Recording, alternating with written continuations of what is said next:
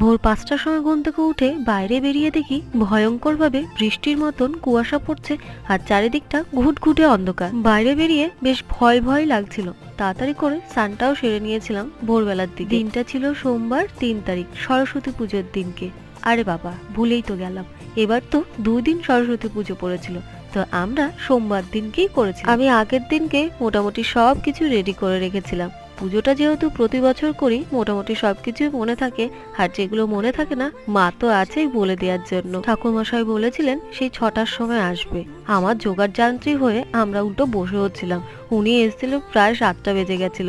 যাই হোক, প্রথম পুজোটা আমাদের বাড়ি দিয়েই তারপর উনি বেরিয়েছে। আমাদের বাড়ির পুজোটা না অনেক বছর ধরেই হয়ে আসছে, সেই আমার দিদিরা যখন স্কুলে পড়তো তখন থেকে। ছোটবেলায় এই সরস্বতী পুজো আসলে না আমাদের মধ্যে ভীষণ মজা হতো, কারণ আমরা সেই প্যান্ডেল ট্যান্ডেল করে পুজো করতাম।